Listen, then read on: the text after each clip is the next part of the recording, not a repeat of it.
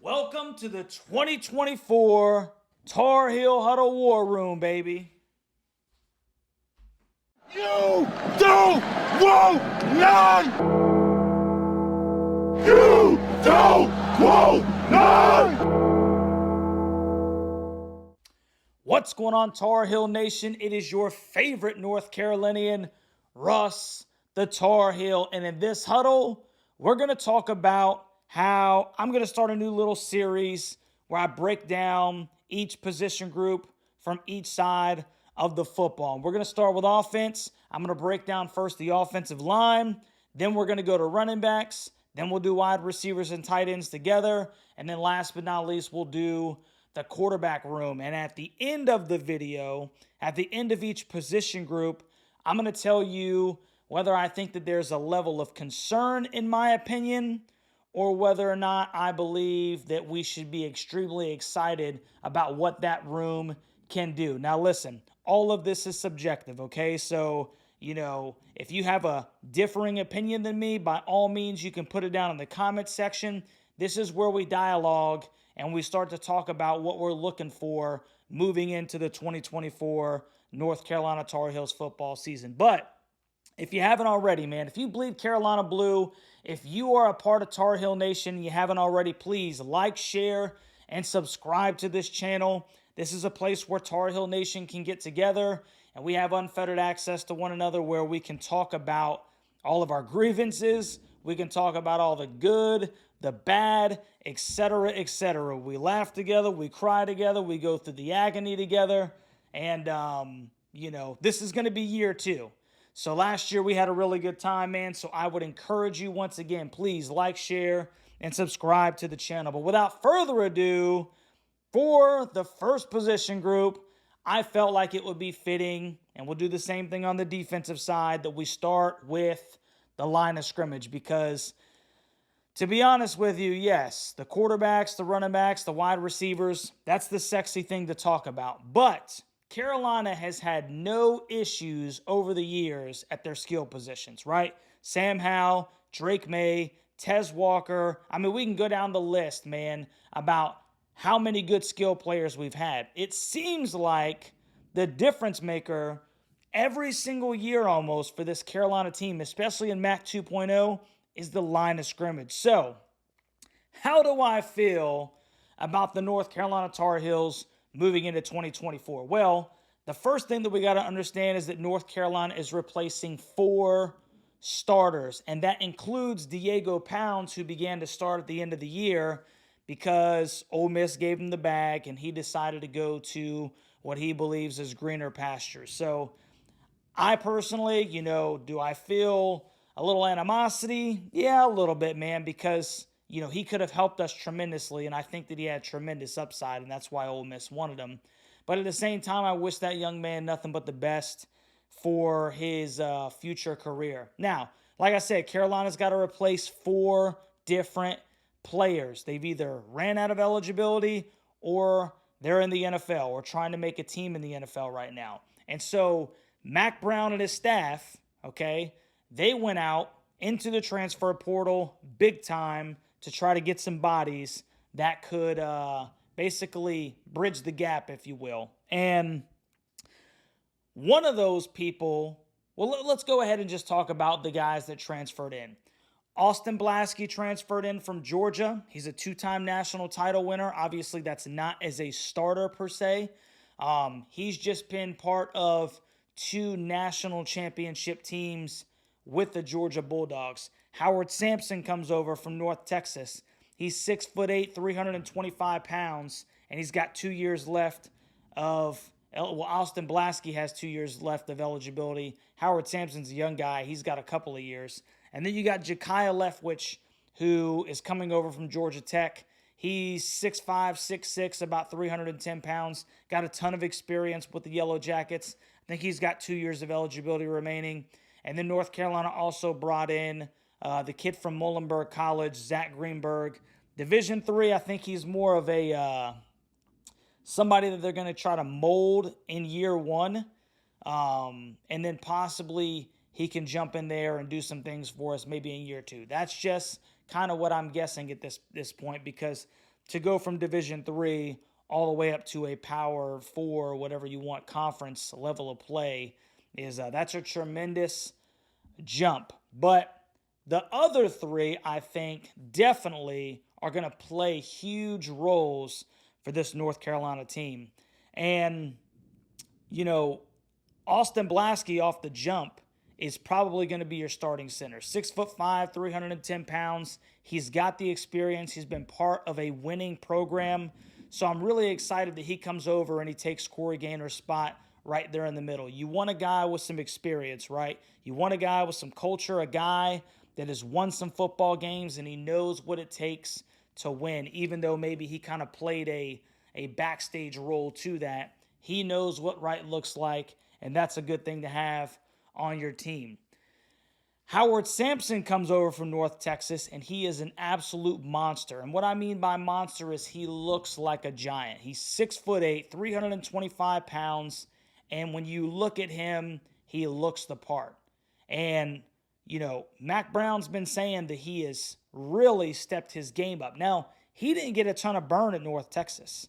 So this is going to be an interesting move over for him, because there's not necessarily a ton that you can look at on tape and say he's going to be successful. He just looks the part. But Mac Brown said he's having really good practices, and going into, the start of football practice, moving into the season, it's looking more and more like Howard Sampson's probably going to be the starting left tackle at 6'8", 325. We're talking about a huge wingspan, right? That's a lot to try to move around as you're trying to get unabated to the quarterback. So it's good to have those big guys out there.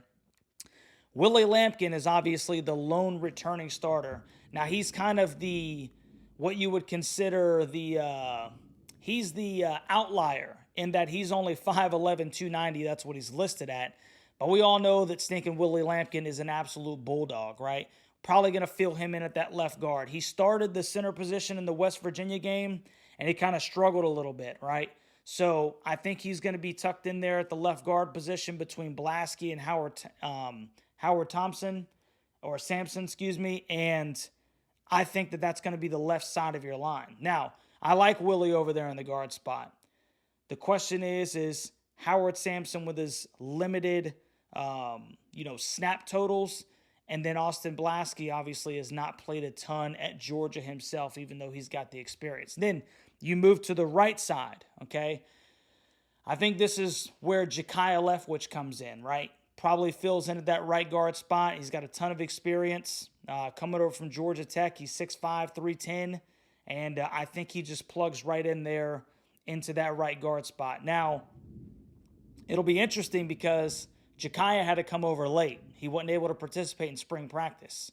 But you would think that with how much experience he has, that he's going to be the front runner to move into that right guard spot. And then to the right of him is probably going to be Travion Green.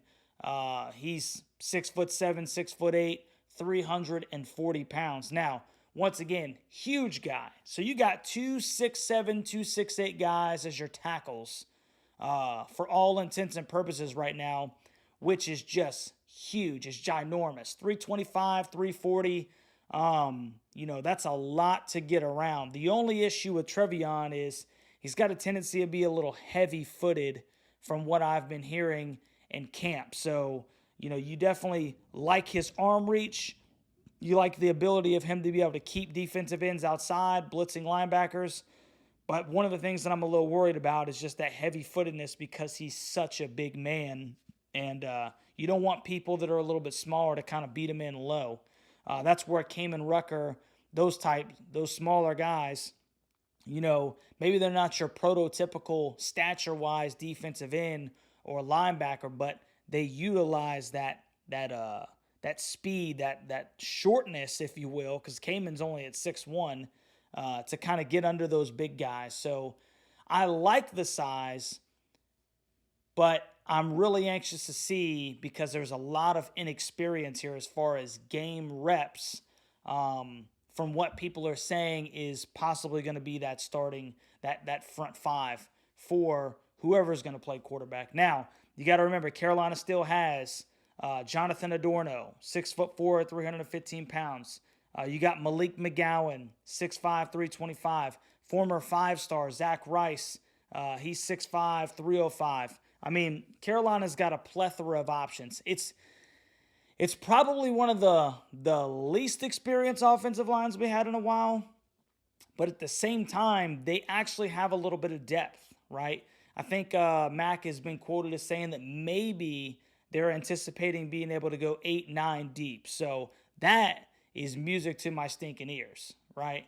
Being able to have 8-9 guys that you feel confident to plug into the football game so that you can keep guys fresh. So the next question with, the idea of who's going to be starting, the lack of experience, et cetera, is what is my confidence level or my level of concern? And this is a real hard one to kind of put on paper because it's a twofold question here, right? You got run blocking and pass blocking. I would be completely shocked if men of that stature were not able to move smaller men out of the way so that Carolina can effectively run the football, which is one thing that I think they're going to put a premium on this year, switching over from a Sam Howell, Drake May to maybe somebody who's a little less polished, if you will. And we'll talk about that when we talk to the quarterbacks.